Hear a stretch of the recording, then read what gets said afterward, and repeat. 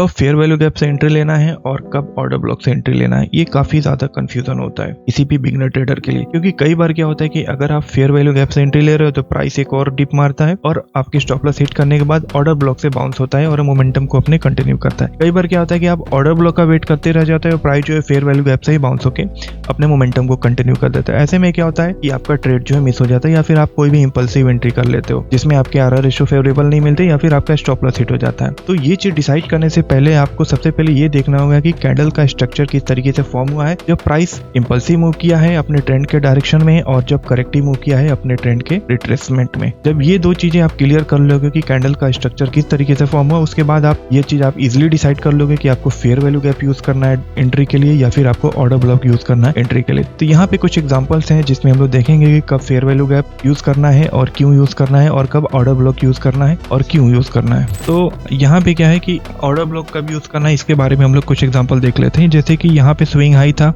Market up trend में था, इस स्विंग हाई का ब्रेक ऑफ स्ट्रक्चर किया, बट जब प्राइस जो है रिट्रेसमेंट के लिए आया तो यहाँ पे जो है कैंडल का स्ट्रक्चर बनाया, यहाँ पे एक सप्लाई एरिया क्रिएट किया जो कि रेंज है। फिर क्या हुआ कि प्राइस यहाँ पे एफईजी से रिजेक्शन लेना शुरू किया। तो जब भी प्राइस जो है किसी एफईजी से रिजेक्शन ले रहा है तो वहाँ पे ये देखना है कि इमीडिएट सप्लाई एरिया कहाँ है। तो यहाँ पे इमीडिएट सप्लाई एरिया काफी करीब है, अगर आप यहाँ से एंट्री भी लेते हैं तो तुरंत स्टॉप लॉस हिट हो जाएगा और एग्जैक्टली यहाँ पे वही काम किया है। प्राइस जब भी रेंज बनाते हुए आए तो आपको फेयर वैल्यू गैप का यूज नहीं करना है, आपको देखना है कि वहाँ पे ऑर्डर ब्लॉक कहाँ है और वहां से एक इनफ डिस्टेंस होना चाहिए मोमेंटम करने के लिए। तो प्राइस क्या किया, यहाँ पे फेयर वैल्यू गैप वालों को एंट्री दिलाया, रिजेक्शन दिखा के फिर उन लोग को स्वीप किया, स्वीप करके फिर ऑर्डर ब्लॉक से बाउंस हुआ। तो हमेशा ये चीज ध्यान देने का कि प्राइस जब भी रेंज क्रिएट करते हुए आए तो आपको ऑर्डर ब्लॉक यूज करना है, फेयर वैल्यू गैप नहीं यूज करना है। और दूसरी मोस्ट इंपॉर्टेंट पार्ट, कभी भी ऑर्डर ब्लॉक के पास एक अच्छा रिजेक्शन कैंडल बने तो ही उस रिजेक्शन या फिर इंडिसीजन कैंडल के हाई पे एंट्री लेनी है, अदरवाइज अवॉइड करना है। तो यहाँ पे एक फेयर वैल्यू गैप का भी एग्जांपल है कि फेयर वैल्यू गैप कब यूज करना है। यहाँ पे स्विंग हाई था, प्राइस ने इसको ब्रेक ऑफ स्ट्रक्चर दिया इंपल्सिव मूव के दौरान और जब करेक्टिव मूव इसने करना शुरू किया तो यहाँ पे किसी भी तरीके का कोई भी रेंज का या सप्लाई एरिया का फॉर्मेशन नहीं किया। ऐसे कैंडल्स जब भी बने तो आपको ये चीज समझ जाना है कि आपको जो है फेयर वैल्यू गैप का यूज करना है एंट्री के लिए, क्योंकि यहाँ पे एक इनफ डिस्टेंस भी है मोमेंटम करने के लिए और इंपल्सिव मूव भी किया है, इम्बैलेंस कैंडल का भी फॉर्मेशन किया है। तो प्राइस जो एक्सट्रीम वाले फेयर वैल्यू गैप के पास आया, यहाँ से रिजेक्शन और इंडिसीजन कैंडल बनाया और जैसे ही ये सारी रिजेक्शन और इंडिसीजन कैंडल का हाई ट्रिगर होता है अप ट्रेंड में तो आपको एंट्री लेना है। टारगेट आप नियरेस्ट स्विंग हाई जो है जहाँ से प्राइस